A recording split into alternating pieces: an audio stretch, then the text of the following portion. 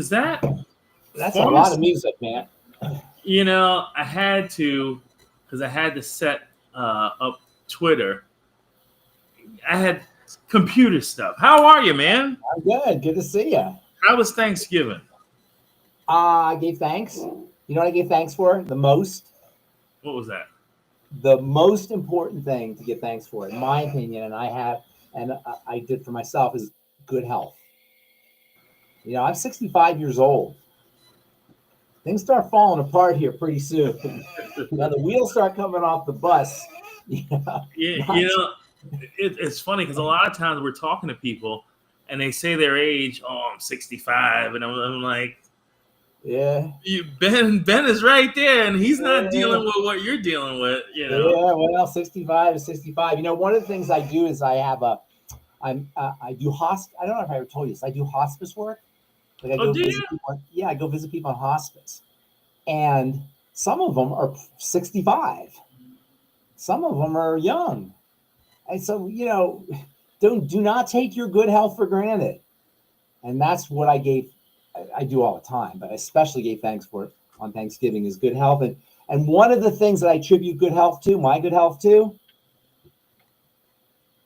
surprise, which I've been taking since 1998. You really think reform? It used to be called Tangy Tangerine back when I was a kid. When I started, it was Tangy Tangerine, and then they started monkeying around. They called Beyond Tangy Tangerine. And I'm so old, I remember when it was Tangy Tangerine.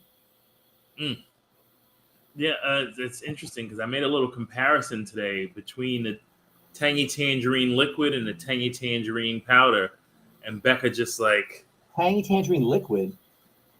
Yeah, the bottle, the liquid. It comes in a liquid. Comes in a liquid. I didn't know that. Tangy Tangerine comes in a liquid. Yeah, man. I did not know that. Yeah, I've used the powder for years. The liquid was. Well, I mean, I don't know which was, if it was the chicken or the egg, but I didn't know there's a Tangy Tangerine liquid. Yeah. You sure? There is. I mean, I don't know all the longevity products, so there might be, but I did not know that. Yeah, that's because you're too busy. You're too busy telling the truth. I can't. Yeah, and selling the truth. There you go. You're too telling busy. the truth and selling the truth. Too busy with the truth, man. But yeah. I'm gonna show you real quick.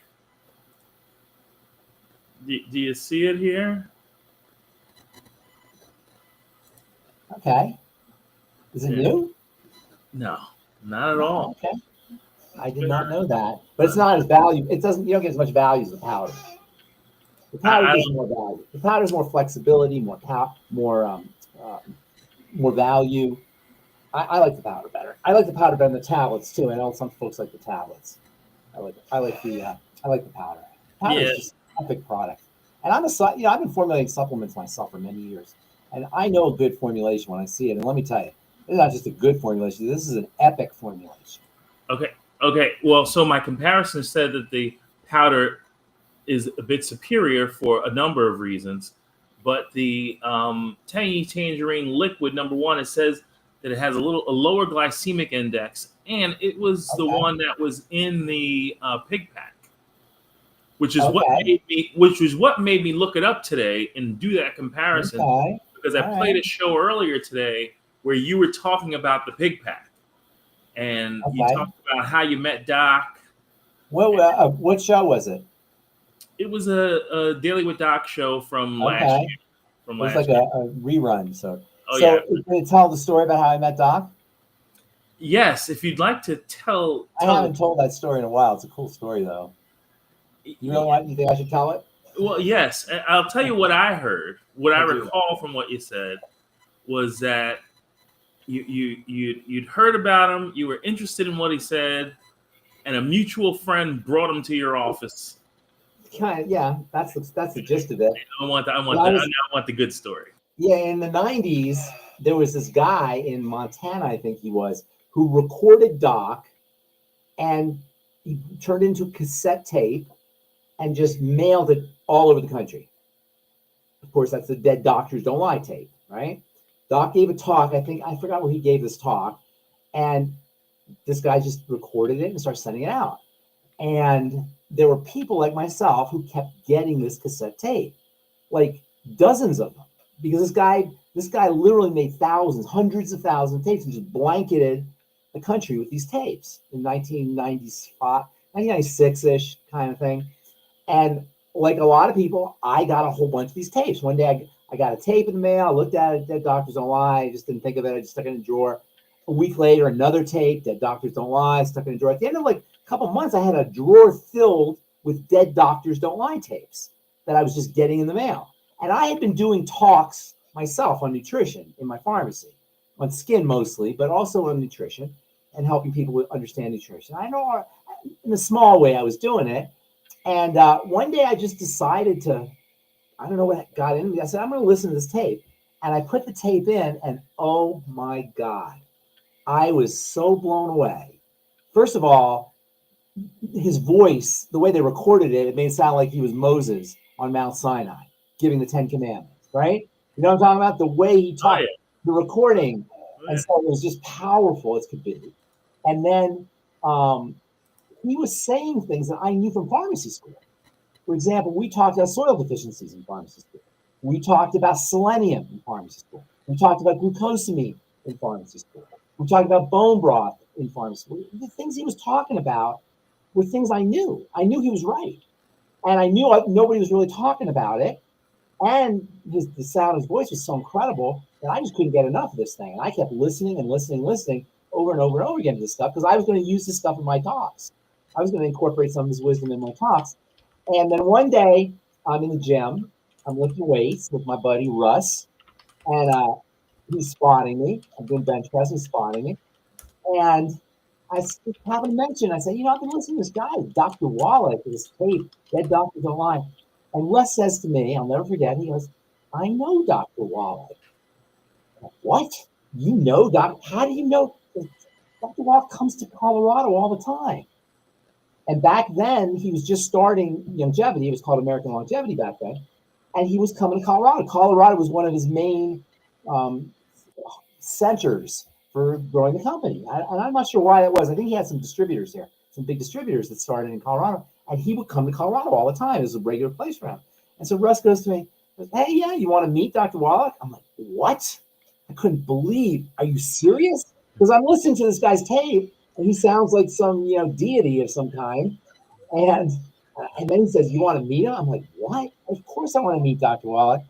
And I didn't think anything of it. But then, I don't know, a couple weeks later, I'm looking out the window of my lab. I had this laboratory pharmacy, and I look out the window, and there is this little guy with a cowboy hat, and the cowboy hat. That's great. He had a cowboy hat, and he was chunkier. And he didn't look like Moses on Mount Sinai. And he came in, and man, we just hit it off. And he didn't realize that I'd been listening to his tapes for so much. I was like repeating back to him. He thought he was talking to his alter ego, his doppelganger, because I was repeating back to him things that I had heard from the tape. And then he says to me, hey, I go out of town a lot. I travel, and I have this radio show, Dead Doctors Don't Lie. You want to do the radio show? You can be my second, my fill-in. Wow. And next thing I know, I'm Dr. Wallach's fill-in, and the company was very small then. It was like, I don't know, maybe 500 people in the whole company, 1,000 people, something like that in the whole company. And that's how I started. And I became the pharmacist and the scientist, and that's just 30 years ago when the company was started. It was the second year. I wasn't there the first year, but I was there the second year. And I just kind of got grandfathered in, and I became part of the company. And now I'm part of the company. I've been doing it for, next thing you know, cut to the chase, it's 27 years later. What the heck? 27 years. I'm 65 now. When I started, I wasn't even 40. When I started, I was like 37 or 38 when I started. I was the kid. I was the young guy. I was the youngest guy. Next, Steve was younger than me, but for the most part, I was really just this young kid. And I just I got grandfathered in. Wow. I mean, you got to tune in to Ben's Bites to hear the beautiful stories like that. I mean, that's a cool story. Dr. Wallach was great, man. And when I first met him, he was just brilliant. I loved talking to him. And he would talk, man, I don't know if you ever saw him after a talk. He would talk for hours. He would do a talk, like a presentation, and then he'd stay in the hotel, in the lobby in the hotel, and he would talk to people until 2 in the morning, 3 in the morning. and he would just talk about health and about nutrition and about people's health issues. And he had like he hold court. And there'd be a bunch of people around until 2 or 3 in the morning, and he had just given a talk, his talk for like 4 hours. You know, did you ever see one of his talks? You know, I didn't see him give a presentation like that, but I worked a booth with him, and I saw at, you know, post accident, post, you know, 85 years old. Yeah. The man had more endurance than everybody in the group.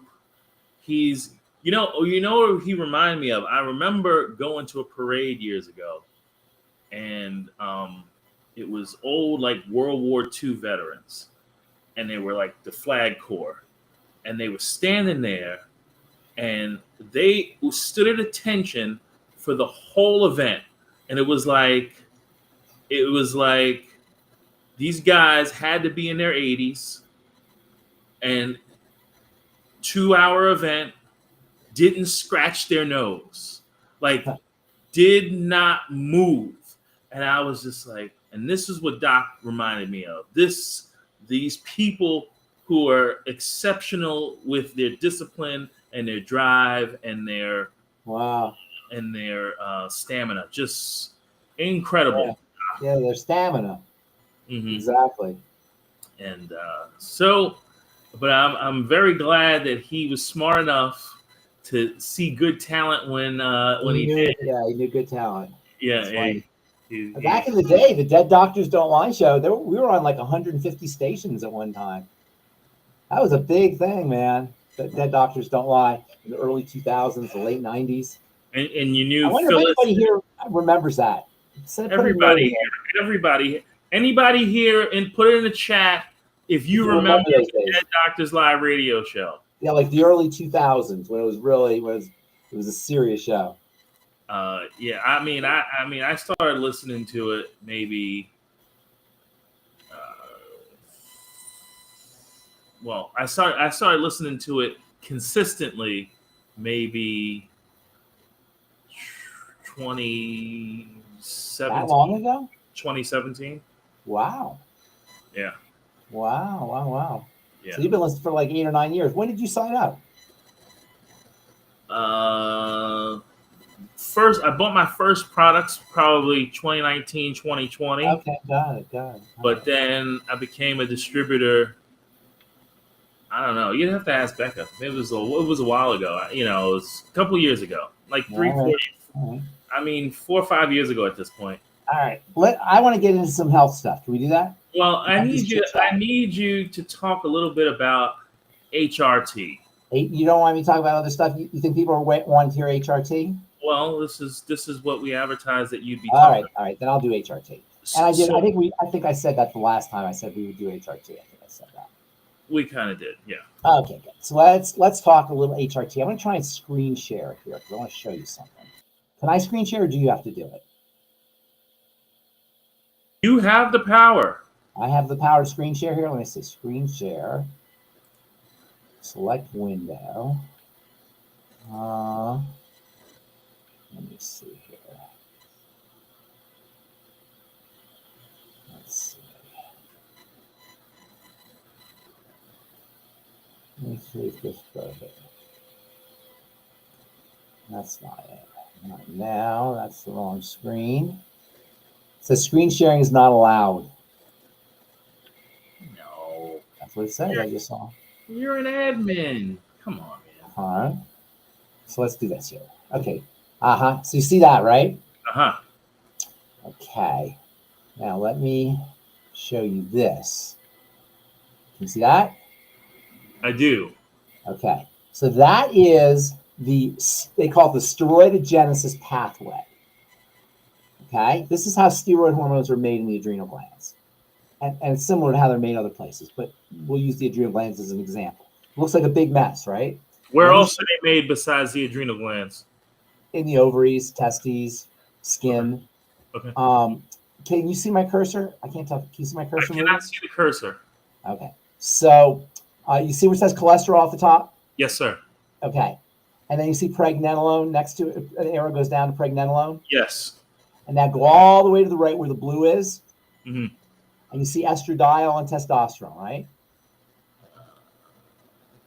All the way to the right where the blue is. Yes, in the bottom. Estradiol and testosterone. Yes, sir. And then if you look where estradiol, you'll see estrone goes into estradiol. Yep. Okay, so forget everything else, but just remember cholesterol at the top. See cholesterol? Oh, yep. And I wish I had a cursor. You can't really see my cursor, huh? No, I don't see a cursor. All right. So cholesterol at the top, and then the cholesterol goes, you see the arrow goes to pregnenolone? Yes. And then you see the arrow goes to progesterone. Yes. Okay. Now, if you look at pregnenolone and you see an arrow go to the right, there's another type of pregnenolone, 17-OH pregnenolone. You see that? Yep. Yep. And then next to that is dehydroepiandrosterone. Yep. That's called DHEA. Okay. Okay, that's all you need to know. Cholesterol at the top, pregnenolone and its partner in crime, its cousin next to it, and then DHEA. Mm-hmm. And then on the other end, you have estrone, estradiol, and testosterone. Mm-hmm. Right? Yes. So those are all things you need to know. Forget everything in the middle. All right? They're interesting, but forget everything in the middle for now. The reason this is important is because the first 1, 2, 3, 4 hormones here, cholesterol, pregnenolone, progesterone, and dehydroandrosterone, you see there's a bunch of ways they can get transformed. They can get turned into other things. There's arrows going to other things. But if you go to testosterone, estradiol, and estrone, there's no other arrows there. That's the end of the line. Mm-hmm. Right? Are you with me so far? Yes. The end of the line hormones are much more dangerous than the beginning of the line. The beginning of the line, the cholesterol, pregnenolone, and DHEA, and progesterone, there's lots of ways the body can transform those, can work with those. Those are raw materials. The ones at the end, those are highly toxic. And this is why the ones at the end are drugs and the ones at the beginning aren't. Are you with me? Yes. The reason these ones at the bottom are drugs and much more dangerous is because, number one, they can't get broken down. They got to get detoxified. And if you're not detoxifying, a lot of people aren't, because you have liver problems or intestinal problems or gallbladder problems, which everybody has, all these things, these will start to accumulate. And then you're in big trouble. And if you're taking them as hormone replacement therapy, HRT, you're now putting a lot of things in your system that your system does not have the ability to detoxify or has an impaired ability to detoxify. Are you with me? Yes. As we age, particularly as metabolic syndrome kicks in, but also as intestinal problems kick in, we don't detoxify effectively. And now you're adding these things exogenously to drugs. And you're adding them into the body at doses that are much higher than physiologic doses. The doses they give you in HRT are much higher because they've got to account for your body cleaning it out, eliminating some of it. So they give you high doses of these things. So first of all, they're at the end of the line, so they're inherently toxic. The body has they're in the blood in very, very tiny levels at very, very tiny concentrations. They got to be detoxified. So you got problems there. And number two, many people don't detoxify correctly. And number three, the doses they give you are really huge relative to what's in the body. But it gets worse. Can you see the problem so far? I do see that problem. Okay, but there's worse. And this is the biggest problem. The steroid hormones, testosterone and estrogen, and estrone, estradiol are types of estrogen.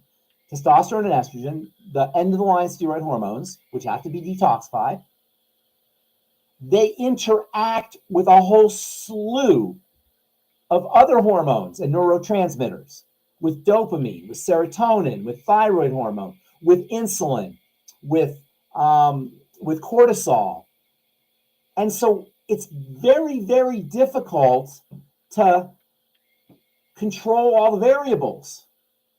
Everything is tightly networked. And when you take extra of one at high levels, it throws off all the other ones. And there's no way to predict. There's no way to know what your hormone replacement therapy is going to do to your serotonin or to your dopamine or to your insulin or to your cortisol or to your thyroid hormone. You can't control it. There's no possible way to know. It's way, way, way too complicated. The body is designed to make hormones in a system. So when it makes one hormone, it lowers the other hormone, or it makes one hormone, it makes more of this hormone. It's all adjusted through millions of years of evolution. And now you're going to throw in 3 hormones out of, really, if you look at these are all metabolites, but they're all part of the hormone system, 3 out of a whole bunch, and expect not to have interactions somewhere that's going to affect something. It's impossible. So with hormone replacement therapy, you have to be very, very careful. There are some people who will temporarily benefit from it. There's some people who will benefit from it, but we don't know what it's going to do in the long run to the body. To compound that problem, there are tremendous financial incentives of these hormone replacement clinics and hormone replacement companies and HRT testing companies. And there's a whole industry built around it. And it's very easy to convince people who don't understand science that there's this simplistic idea. Oh, we just give you more testosterone. Oh, your testosterone's low. We'll just give you more testosterone. It's a simplistic, simple-minded idea to think that you could just throw one hormone into the mix and somehow everything else will adjust itself and you won't run into problems anywhere else. So last thing I'll say is I'm not saying it's necessarily a problem, but it can definitely be a problem. And I would be very, very, very, very, very careful with hormone replacement therapy. And I think it's much more prudent to work on metabolic syndrome, digestive health, and the adrenal thyroid link, adrenal health, basically, which is what? The triangle of disease. That's a much more effective way to deal with deficiencies in certain hormones or a lowered response to hormones, whether it's testosterone or estrogen. That's typically what they're talking about. Yes, sir. Okay. Yes. A lot of times I hear of people receiving the third one down on the first. I do see a mouse now. The third one down on the first column, progesterone. That one is the one that I hear about. That one is, and that's over the counter. I make a progesterone in my pharmacy, a progesterone spray. You can see it's the third one down. It's at the beginning. And it's very, very benign and very mild compared to estrogen, which is at the very end. And that's estradiol, which is a type of estrogen. So at the very end, you see estradiol, right? Yes. So progesterone is almost near the beginning. You notice it all starts from cholesterol. And the first steroid hormone is pregnenolone, right? Then progesterone. Estrogen's at the very end. See, this progesterone, this can get converted into 17-hydroxyprogesterone, and then androstenedione, and then testosterone. Progesterone can also get converted into deoxycorticosterone. So the body has options here. Estradiol, there's no options. Estradiol has to be cleaned out. And if you're dealing with an intestinal problem, or a gallbladder problem, or a bile problem, or a liver problem, and pretty much everybody past a certain age is going to have something in the liver, or the gallbladder, or the intestine. You're going to have a problem detoxifying estradiol. And what then happens is the body will kind of merge 2 molecules together, estradiol or estrogen, with something called a catechol, CATECHOL. And this catechol estrogen is incredibly toxic. It's super estrogen. So if your body is not clearing out estrogen correctly, you're playing with fire, really. Okay. And get yourself put on estrogen supplement. I have a couple questions. HRT. What are the side effects of this super estrogen? Weight gain, hair loss, or no, not hair loss necessarily, but weight gain, fatigue, dysmenorrhea, problems with the menstrual cycle, or problems with fertility, or problems with the reproductive system, breast problems, cancer. That's a huge problem. Cancer, growths, fibroids, gallbladder issues, bile issues, These are all problems associated with toxic estrogen, as well as fatty liver. It could, like I said, it could throw off other hormone systems, including cortisol. It's just a big mess. We used to call, in pharmacy school, we used to call estrogen the S show hormone. You can fill in the blank for S. Yeah, the sunny show. What? Not the sunny show? No, it rhymes with hit, and it starts with an S. Oh. Yeah. You know what I'm saying? Because it's a mess. Yeah. And by the way, one of the worst things that excess estrogen or toxic estrogen or catechol estrogen can do is it can inflame the intestine. What do you think happens when your intestine's inflamed? You can't absorb nutrients, that's for sure. Number one, yes, you can't absorb nutrients. Number two, you get a leaky gut. Exactly. And then you're off to the disease races. What is this section in the pink called? It says glucosteroid. I can't read. Those are glucocorticoids, and that's the classic one is cortisol at the bottom. Blood sugar related steroids. Is that what you're saying? No, not blood sugar. They have because the glucose. Is that what you're thinking of? Yes. No, not necessarily. Although it does affect blood sugar. I don't know if that's why. Maybe that is why they call it glucocorticoids. That might be why. Because cortisol does. It's one of its most important effects is its effects on glucose. I don't think that's why they call it that. Maybe it is. I don't know. Mm-hmm. Pharmacist Ben. So then, Longevity has got this Hope system, which does not. I heard great things about it. It does not replace hormones. It apparently assists. You might be able to get away with it though, and not use your hormones. You won't have the same hormonal benefits, but you'll have some of the anti-menopause benefits. Mm-hmm. You know, there's this myth out that you can improve menopausal symptoms with HRT, things like night sweats and hot flashes. And there are some people, in fairness, who get benefits from these kinds of things. Progesterone is actually a better way to deal with those kinds of symptoms than just straight estrogen, but there are some people who get benefits. However, estrogen is not the reason. Estrogen is involved in night sweats and hot flashes, but it's not the cause of the night sweats. I shouldn't say that. There are triggers to the night sweats and hot flashes that are non-hormonal. Let's put it that way. Mostly histamines from the intestine and from foods. And that's why I always tell people, I always think this is funny, so I'll say it again. I know I've said it before, but it always cracks me up. How, what is a woman? You don't know this, AJ, probably. Becca, is Becca on the call? Becca's in the background. She's trying to hide from people. Put Becca on. She's trying to hide. You don't know the answer to this. Becca, turn your mic on at least. Oh, Becca doesn't want to come on. Oh, that's right. Becca, turn your mic on. Becca? Can you hear me? Yeah, here you are. What is a menopausal woman's favorite food and not food, but snack or I know that answer. Chocolate. And what else? Oh goodness, mine is popcorn. Wine and cheese. Don't tell me you're not about the wine and cheese. Always wine and cheese. And it always cracks me up.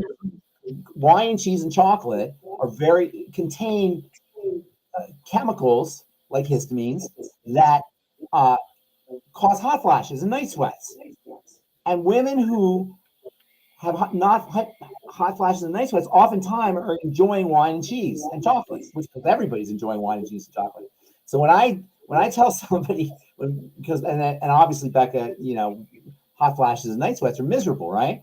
And so women will say, what do I do about these night sweats and the hot flashes? And I'll say, well, I'll tell you one thing you can do. You can lay off the wine and cheese, and man, that never goes over well at all. That never goes well. I feel very fortunate because What's that?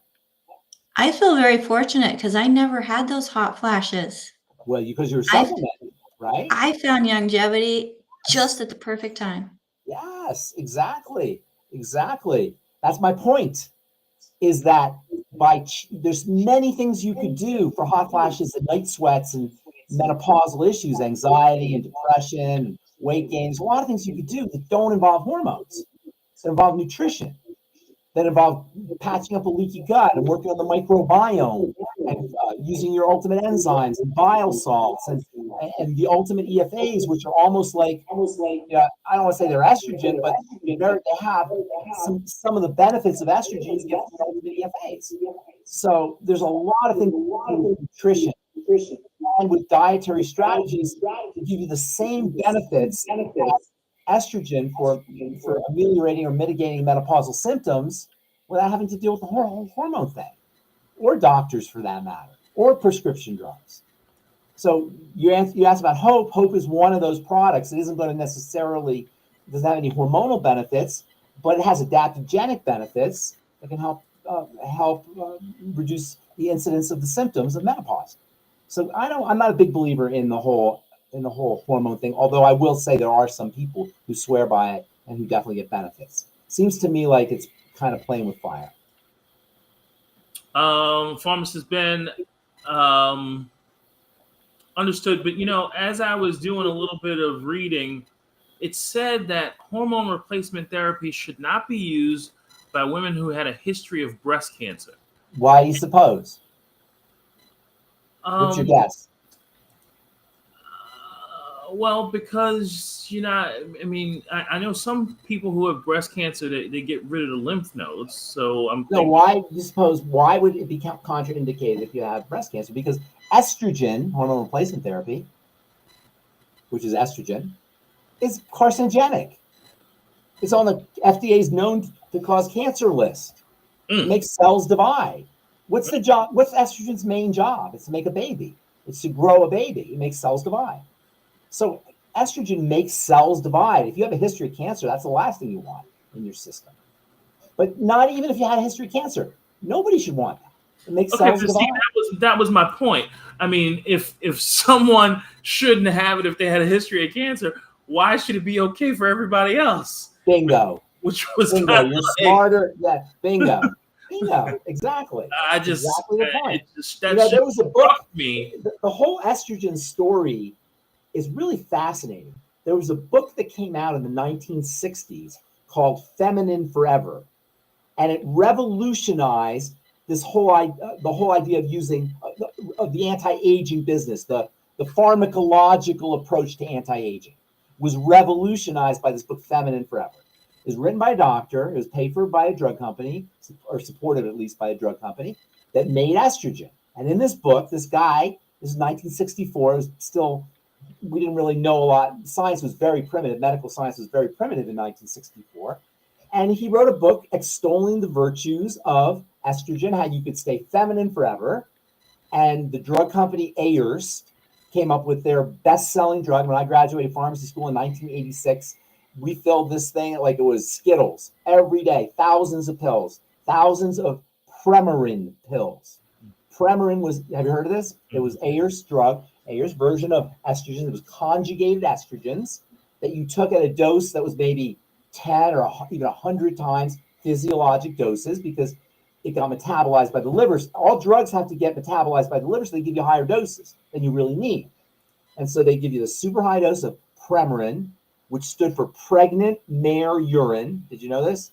Pregnant mare urine, Premarin, because they kept these mares, these horses, in stalls, and they kept them pregnant, and they collected their urine, and they turned it into Premarin, pregnant mare urine, because it had all this estrogen in it, because they were pregnant. Did they ever have a liquid form of Premarin? I'd be really careful about it. They did have a liquid form, but now that I think about it, it was really yellow. And it had a really bad smell. Oh my God, AJ. Oh my God. It never dawned on me. Oh, don't be silly. Sorry, man. It was just a tablet. But something interesting happened. I graduated in 86, and we would give Premarin a lot. But then in 1990, they discovered that if you don't give progesterone with your estrogen, you run much higher risk for cancer, because progesterone balances out estrogen. So around early 1990s, they mandated that whenever a doctor wrote for progesterone or for Premarin, they'd have to have progesterone with it to balance out the estrogen. But the problem was, it's like crazy when I think about it. The problem was They didn't mandate progesterone like from this progesterone. Can you see my cursor here? Can you see my cursor, my arrow? I see it. Okay, see progesterone? Mm-hmm. They didn't mandate progesterone. They mandate progesterone, but that's not what the drug companies did. They gave something called progestin. So this is how drug companies operate. Progesterone, that is generic. You can't patent that. But progestins you can patent. So what the drug companies like to do is they like to put a little bend in the molecule. You know, let me see here. Hang on a second. You know what this is? This is Marty the molecule. Uh-huh. Which molecule is that, by the way? It's not. It's a massager. It looks like a molecule. That's funny. But it looks just like a molecule. Okay. It looks like a molecule, so I like it. So what the drug companies do is they'll introduce a little bend, a little kink, right? And then they'll patent it. But the problem is that turns the substance from completely non-toxic to deadly toxic. And progestins are nasty, nasty, nasty drugs. The most famous one is called Provera, medroxyprogesterone. And so doctors started giving them medroxyprogesterone, and that didn't help. People still ended up with health problems. Bottom line is that there's non-hormonal ways to achieve the same goal. In my opinion, those are the best ways to do it, number one. And number two, if you are going to be on HRT, make sure your liver and your intestine and your gallbladder, all the detox systems you're working on them. You're working on if you have fatty liver disease, you're working on metabolic syndrome. If you have a gallbladder problem or bile issue, you're working on your digestion and using your ultimate enzymes. If you have an intestinal problem like SIBO, which can really potentize estrogen, you're working on using your I-26 and staying off FODMAPs foods, and just doing all the things to stay healthy. It may turn out you don't even need the hormone replacement therapy once you do that as well. Okay, Pharmacist Ben. Yes. I have a couple of questions, but I want to, and thank you for that presentation. We have a good number of questions here. Can we stop your share so we can see you up close and personal? All right. Yes, so let's stop see. Sharing. All right. So I want to start with this before I get into the other questions. There's someone on YouTube named JS. I need to hear your opinion of You can't this. be. That's. I don't want to diss on anybody's experience, but there's no such thing as being allergic to products. That's not a thing. You can be allergic to proteins, and that's really what people are allergic to. And you can be allergic to certain things, but you're not going to be allergic to like 2,000 different products. That's not a thing. Okay, so what if somebody says they're allergic to Tangy Tangerine? What say Ben? There's nothing allergenic in Tangy Tangerine. However, for people who have an unstable immune system or leaky gut, there could be histamine triggers in beyond Tangy Tangerine. That's not allergens, though. So when you say, and I understand to a layperson, maybe they're the same thing, basically. But the reason that's important to make a distinction here is because an allergen is something that anybody can react to. Histamine trigger is something that requires an unstable immune system. Even allergies will typically only happen if the immune system is unstable. But histamine reactions, which can happen to avocados or leftover meat or cheese or yogurt, foods that you would consider not problematic, those can happen if somebody has an unstable immune system, particularly at the level of the intestine. And so histamines, aldehydes, those kinds of things. So for this gentleman, you're not allergic. That's not a thing. What could be happening, however, is you could have an imbalance in certain immune chemicals at the level of the gut, which means you got to work on your intestinal health. You're not allergic to the longevity products. That's not happening. You know what's interesting? I remember, doing a show with Dr. Wallach so often, and anytime somebody said that they had an allergy, he said, "You have a gut issue." It's true. He's right. They said, well, I'm allergic to this. He said, you got a gut issue. Yes. Even hay fever and pollen allergies, gut issue. And that's very important. And for two reasons. First of all, because it's right. He's correct. But secondly, because it sounds so simplistic that it's almost a caricature. And Doc, he would do this. Doc he liked to simplify things. He knew he was a smart guy. He was not a dummy, but he knew he was talking to people who didn't necessarily. One of my problems is I talk too much. I'm too complicated. Doc simplified things. So I've had conversations with Doc about you and about your approach. Yeah. And me and Doc have had it out about you. Yeah. Anyway, because I want people to really understand but Doc is obtaining it differently. And you know what? Doc, I don't have a company. Doc has a company. I'm just a pharmacist working for Doc. We're working in his company. Doc would always say, they don't need to know all of that. They don't need to know all that. They don't need to know all tell them what product. I know. I get it. I get that. But you know what? I think it's respectful. And I don't want to be somebody's God or somebody's king or somebody's boss or somebody's authority. I don't want to do that. I want you to be your authority. I'm respecting you. And yeah, I do kind of, over talk sometimes, or maybe go into too much detail. What you just explained with HRT should be put in the Smithsonian too. Well, because because that was fantastic. It's just that I'm saying it. It's not that hard. I don't think it's that complicated, but it does require a little bit of brain power. That's all, a little bit. And God love Doc, he was making things simple. But my point I was making was, it sounds so simple to say just the gut. Doc did it with gluten, okay?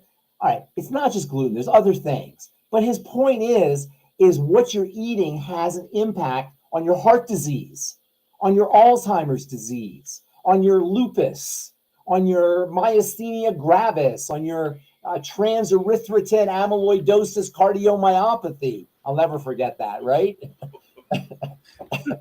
Right? On your retinitis pigmentosa. What you're eating is having an effect on that. And why is that important? Number one, because it works. And number two, because we can do it ourselves. That's, to me, is the most important message here. We can do this ourselves. Okay, well, this person is asking a question that a lot of our viewers know. How can you? How do you fix the leaky gut? Okay, so for JSJE9JR, I don't have any idea how you would say that. Right back, because I imagine he's listening to us. Right back and tell me what your digestive thing is. How gas, bloating, clogged up, constipation, whatever, heartburn. Right back and tell us what's going on there, and I'll help you with your leaky gut. I'll tell you the best product right at the top of the bat for your leaky gut. You know what that is, right? Must be I-26. Boom, boom, boom. All right, I'm learning, man. I'm learning. I-26. I-26. So here's how you deal with a leaky gut. And there you go. And remember, wait, by the way, Ben. By the way, I'm sorry, but I love my chewables too. They just taste so good. Chewables are good. They're tasty. They're like candy. And you can take that whole bottle. There's no toxicity. There's no limit or anything. I've eaten like 6 in a day. They're like candy. It's bad. Okay, fair enough. So here's how you deal with leaky gut. First of all, you got to control the bacteria, because one of the major causes of leaky gut is SIBO. So you got to work on the small intestinal bacterial overgrowth. You can diagnose yourself.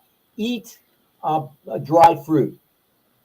If you eat dried fruit and you feel bloated and gassy and discomfort, chances are pretty good you got SIBO. Eat something sweet and mushy and see what happens. They call them the FODMAPs foods, right? These are foods you want to stay away from, but to diagnose yourself with SIBO, eat some FODMAPs foods and see what happens. Most people who have leaky gut are going to have SIBO. Superstar for SIBO, I-26. Okay, now, when you have SIBO, you don't necessarily want to get on a probiotic supplement. You want to kill off some of that bacteria. Some people will take a probiotic and their symptoms will get worse. A lot of that is because they already got too much bacteria going on. So you want to kill off the bacteria. If you go to a doctor, they'll give you antibiotics. Doctors now know about SIBO, by the way. Alternative practitioners will use neem oil, oregano oil, peppermint oil. These essential oils will kill will kill bacteria. I personally like the I-26. You can do both if you want.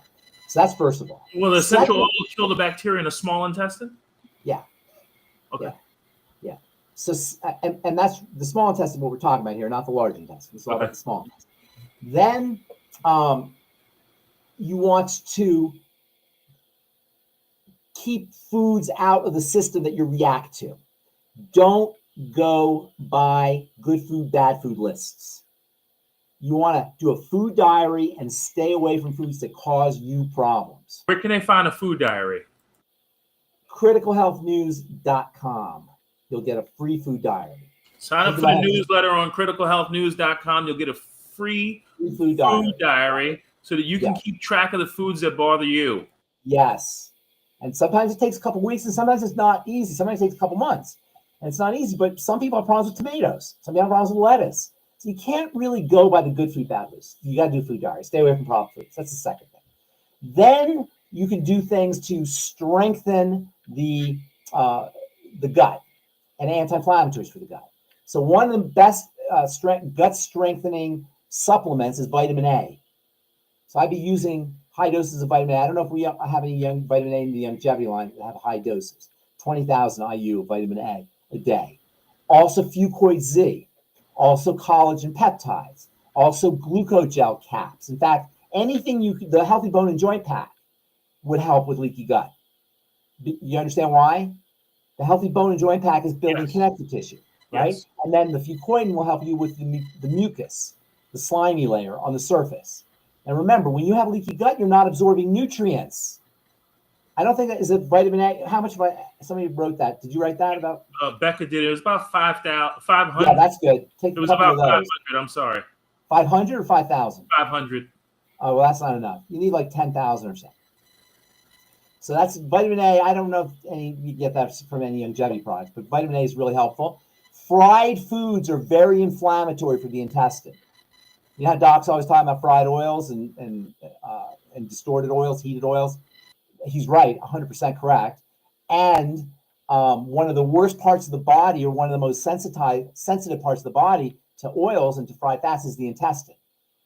Also, interestingly, while we're on the topic, estrogen can be inflammatory for the intestine, especially catechol estrogens can be inflammatory. And by the way, once you have leaky gut, you're more prone towards histamine and something called LPS, lipopolysaccharide, LPS, entering into the bloodstream. And both of those are superchargers for estrogen. So there's a major relationship between estrogen toxicity and leaky gut. And if you try and go on HRT and don't correct the leaky gut, you are seriously playing with fire, in my humble opinion. So anyway, patch up the gut with collagen peptides, bone building or connective tissue building nutrients, glucogel caps. Use Fucoid and Z for the mucus. I-26. Stay away from problem foods. I'm sure I'm forgetting something. Fucoid Z. There's probably other things too. I'm not saying. Eventually, you want to be on the nightly essence. It wouldn't hurt you to work upstream and use bile salts and the ultimate enzymes. I'm sure I'm not giving you comprehend everything. There's probably something I'm missing, but that's a good start. Ultimate EFAs, butyrate. There's something called butyrate, butyrate. I forgot which one of our products had butyrate. How about butter? Can we use butter? Butter, yes, and butter. Very important for intestinal health. Butyrate is staying away from sugar, FODMAPs kinds of sugars. We talked about that, I guess. The mushy sugars, starch, things like pears, bananas, mushy stuff. Dry fruits are notorious. Pharmacist Ben, we have a question about CICs, but before we go to that, someone on Rumble, thank you Rumble for being with us. What causes placenta previa during some pregnancies? What was the other thing you said before that we were going to talk about? Circulating immune complexes. Yeah, how did that come up? Does somebody wants to know about those? Yeah, it's a client of mine actually who you've spoken to personally in the past. About CICs, or they knew about CICs before? Well, he had heard you mention CICs, and he's got a big problem with CICs. Okay, good. We'll talk about that here in a second. It's a very interesting subject. So we got to call Placenta previa. Yeah, placenta previa. So placenta previa is a condition where the placenta will, it's kind of a complication of pregnancy. The placenta will cover up the cervix, the uterus. The cervix is the opening to the uterus. And the main symptom is going to be like bleeding. It can be a problem. It's more of a mechanical issue, I would say. It could be a growth issue, but I think it's more of a mechanical issue than nutrition. What was the question about it? What causes it during pregnancy? I think it's more of a mechanical issue.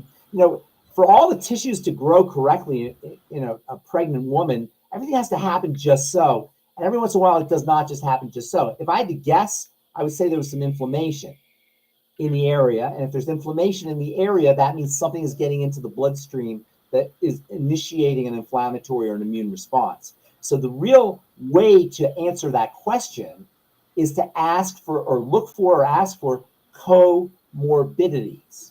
And that's a really, really important concept when it comes to figuring out how things happen in the body, is look for comorbidity.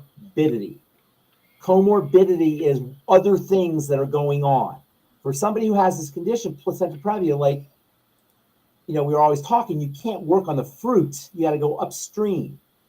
You can't work on a condition where you see the condition. And upstream from conditions like placenta previa, oftentimes you'll find inflammation. Now, I'm not necessarily convinced that it's not a mechanical issue. I don't know enough about it, so I can't answer that. It might be something that's just mechanical. The tissue grows out of place. But I would look for comorbidities if you really wanted to know if you really want to know if there was a cause for it in a particular patient. Look for comorbidity, particularly anything that's inflammatory, any other inflammatory health challenge. CICs. All right, so CICs stands for circulating immune complexes, right? So what does that mean? Well, circulating means it's in the blood. It circulates. When something circulates, that means the blood. So when you're circulating, you're talking about the blood. Immune means protective cells, defensive cells. Complexes means a combination, exactly, of the immune cells and the bad guy. This complex floats around or circulates in the blood. Why? Remember, the blood is the sacred space. Everything is kept just so. The pH, the oxygen, the fluid, the viscosity, the coagulation, the heat, everything. There's so many parameters and criteria and specifications that have to be kept just so. If an enemy gets inside the blood, that represents a major problem. Major. The blood is the most tightly regulated system in all of biology, is the blood. So the body has a way of protecting against the toxin, the bad guy. It will surround it with immune cells, forming a complex, forming a circulating immune complex. And doctors will use CICs as a diagnostic tool or measurement to assess if there's an immune reaction happening somewhere in the body. And CICs are typically associated with autoimmune diseases, where you have lots of immune factors going on. And so when they suspect multiple sclerosis or some kind of autoimmune issue, they'll look for CICs in the blood. But the real question is how does the bad guy get into the blood to start an immune reaction?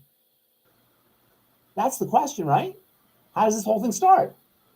How do you deal with it? So you're standing on the street corner injecting crack. Yeah, that'll do it. Most people aren't doing that. What are most people doing to put toxins in the blood? Eating pizza. This is the triangle. I didn't just roll out of bed one day and come up with the triangle. This is biochem. This is how this is how disease happens. It starts with toxicity in the blood. I cannot think of a possible chronic degenerative condition that is not somehow linked. There probably is one, but I can't think of it. But the vast majority of chronic conditions start off at the level of the intestine and the blood. So at that Popeye's juncture. chicken is the cause of our problem. Popeye's chicken can be a serious problem for folks who have autoimmune diseases. Why? For a lot of reasons, but just the first thing that comes to mind is the fried fat. So my friend with the CICs has still got a leaky gut. No matter what he thinks, he's got a leaky gut. Unless they're injecting, unless he's eating completely pristinely, completely correctly, everything's correct, and he's shooting things up. He's injecting things. I doubt that. Okay, well, I mean, he's had bone marrow transplant. So, well, there you go. He has a history of immune problems. Yeah. So yeah, his CICs are preceded his bone marrow issues, his cancer issues. I imagine leukemia or whatever he had. His leaky gut issues preceded all of that. Now, I'm guessing, based on what you just said, this guy's in his 50s or 60s probably, right? Past, so, yeah. When he was a kid, is this a friend of yours or somebody on the call? Or someone you've spoken to in the past. All right. So, I mean, sure, he has a history of leaky gut, gluten problems, digestive issues, and it's not to knock anybody. That's just our culture, He's a good man. I just want to see him get better. What's that? He's a good man. I'd like to see him get better. When I was listening to you, as I said, I was listening to a repeat show that you were doing, and it said, and you were talking about how cells sit in the matrix. Yes. And then you said the ingestion of matrix material. Yes. Is how you would want the matrix to improve. Damn, I say some good stuff there. First of all, that show, I'm so glad I played it because it was an amazing show. Yeah, you and Becca were doing, like, you guys were on fire. But at any rate, my question is, eating matrix material will help build your matrix. Yes. How, if you have bad matrix material, yes, and you're ingesting good matrix material, yes, what's the mechanism of the remodeling? bad The matrix material is constantly being remodeled. Constantly. It's not like it's nothing stagnant in the body. The matrix material is constantly being broken up. There's enzymes specifically designed to break up the matrix so that you can rebuild the matrix. Like they're scavenged. They break down the old matrix so new matrix can build. This is how the body is structured or is built up. But here's something really interesting for you. You're going to love this. Cancer cells make enzymes that destroy the matrix. Why do you suppose they do that? Because they don't want to be kept in a so they can metastasize. That's how they metastasize. They drill into the matrix. So one of the best things you could do if you want to fight cancer, prevent cancer, you have cancer, is build your matrix, is strengthen the matrix. Because the mechanism for metastases, not to mention aging and all kinds of health misery, is deterioration of the matrix. All diseases that have an itis in them are really about matrix breakdown. All disease is cell disease, but the bridge between our symptoms and the cell disease is deterioration of the matrix. So building the matrix is one of the most important things you could ever do for anti-aging, for fighting disease. And it's one of the reasons why bone broth is such a powerful food. And by matrix building foods like fucoidan is a matrix building food, are so helpful. Because building the matrix reverses the aging process or the general deterioration process. In skincare, topical vitamin C, topical fat soluble C, topical retinol, peels, dermabrasion, microdermabrasion, all of these strategies are partially effective because they break up the matrix and they turn on they encourage the production of new matrix. I'm not going to try and keep you here forever, but you mentioned also. Last thing I'll say, the most important vitamin for building the matrix. C. You got it. That's exactly right. That's what C does, is it builds the matrix. Go ahead. That was excellent. And I'm very impressed. I pay attention. You know some stuff. When you speak, I pay attention. You do know some stuff. But I pay attention to you. So now, when you said early in the show, I was watching, you also talked about sulfate. And again, I gotta go. I'm late. That's a good topic, though. Let's say that for tonight. All right, folks. That's a really good topic. That's such a good topic. I don't want to give a short trip. Sulfate. I will say this: sulfate may be the most underappreciated. Hang on a second here. Hang on a second. See, I'm late. I got a call here. Tell him you're coming. Nick, I'm doing a radio thing. Can I play back? You tell me. An hour and a half's fine. Okay, good. Thank you. Okay, bye. All right, folks. So Ben just gave us an extra hour and a half. No, I did not. Sulfate. Okay. Sulfate is it's arguably the most underappreciated nutrient. It's not exactly a mighty 90 essential nutrient, but it's close. But it might be the most underappreciated nutrient in the body. It's not essential; the body can make it, but there's so many reasons why it's valuable and important. And we should talk about that. And you talked about the sun and that, and then the sun. Did I talk about that on the show? Sun and structured water and yeah, I love talking about that. Folks on Rumble, Nancy, I'm sorry we didn't get to your question. Nancy mentioned how she appreciates you and Doc's approach. Folks, if we did not get to your question, please go ask your questions by email at questions@dailywithdoc.com or call the team. Pharmacist Ben, Becca Dukes, I appreciate you both very, very much. And will we see you on Friday on Daily with Doc? Me? I think so, yeah. The 5th? Yeah. Friday the 5th. Daily with Doc. Any parting words? Yes, you're not sick, you're starving. There's no health challenge, chronic degenerative disease, that you cannot improve the symptoms of and the prognosis of, and even ultimately, if you do it correctly, reverse by using lifestyle strategies, chief of which is getting on a good nutritional supplement program. Good nutritional supplement program, and I don't know one better than what is contained in Tangy Tangerine. Yes, sir. Yes, sir. If you want to learn more about Tangy Tangerine, you can go to Tangy Tangerine Living. And if you want to know more about what Pharmacist Ben does, you can go to Truth Treatments.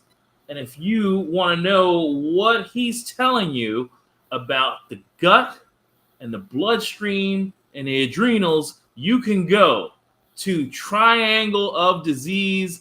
Yeah. Oh, you know what? You know what? Which one? You know which one I forgot? Pharmacist Ben is. We got a brand new one. Will you send me links to all of these? Fucoidenlife.com is the new one, the newest in the family of instructional websites that we have. Fucoidenlife.com. If you want to learn more about Fucoiden, and if you want to reach Ben and get his personal phone number, it's right here at truthtreatments.com. Call him, blow his phone up, and Ben will love it. Where are you on truthtreatments.com? Yeah, truthtreatments.com. Blow his phone up. That's Can we talk skincare? We could talk skincare sometime. Yeah, absolutely. All right, you guys. Thank you, man. We really appreciate you. Have a good one. Have a good night. Thank you.